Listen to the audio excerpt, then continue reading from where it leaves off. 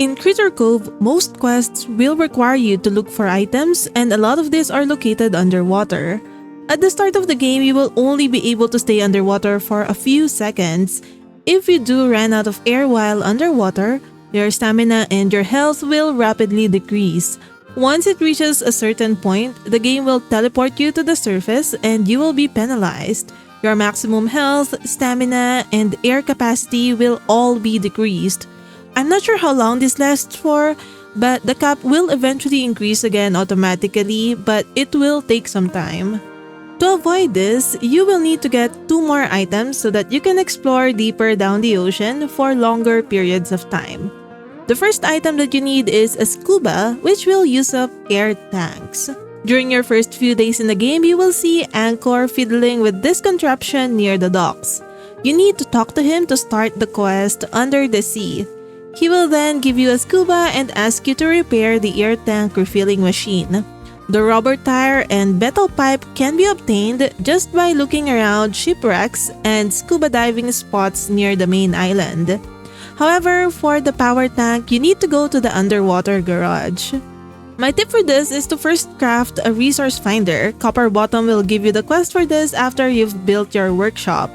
The blueprint can be learned by diving in the spot indicated on the map, removing the blockage on one of the garage, and pressing E in front of this drawing. To craft one, you only need metal and quartz, which is abundant on the main island. Using the resource finder, you can pinpoint the exact XY location of items. Using it will show the locations of the nearby items for the next 2 hours. After 5 uses, the item will be destroyed, so you'll have to craft it again. There will be a lot of items shown, but you can zoom in on the map to help you see the location of the power box.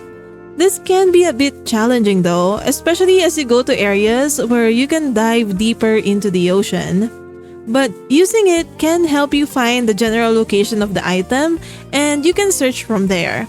I found the power box from my playthrough around here. After that, repair the air tank refilling machine. You will need to place a rusty tank in it, and it will process it into clean air tank after some time. You can get a rusty tank in nearby diving areas. Again, using your resource finder will be helpful to find one. You can also just buy one from Reynard if you have money for it. Once you have this set up, equip the scuba mask and keep air tanks in your inventory if you want to stay underwater longer. The air tanks will automatically get refilled if you ran out of air as long as you have extra in your inventory.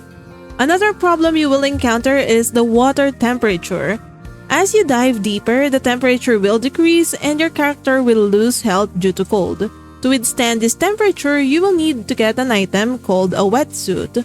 For this one, you need to do 2 quests. The first quest gets unlocked after you've built a cafe in town. The other one gets unlocked after you've built the clothing store.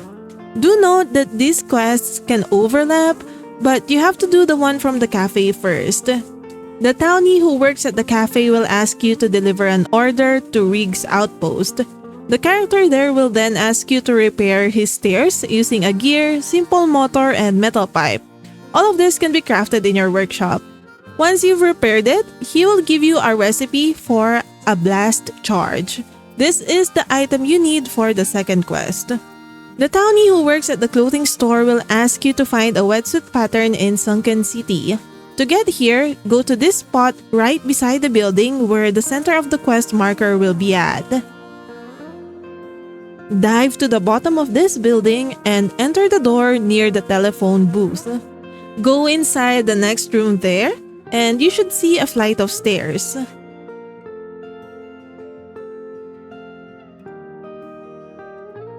Going up 1 level should lead you to this door. Craft a blast charge using oil and electronic parts, which you should have a lot of from scavenging. If you're having trouble finding a clock, there is one on the lowest floor of this building. Use the blast charge, and this should lead you to the room with the wetsuit pattern. Finally, the townie will ask you for some rubber, which you can scavenge or craft using a stone kiln before the townie will give you the wetsuit. Check out this next video for more Critter Cove tips.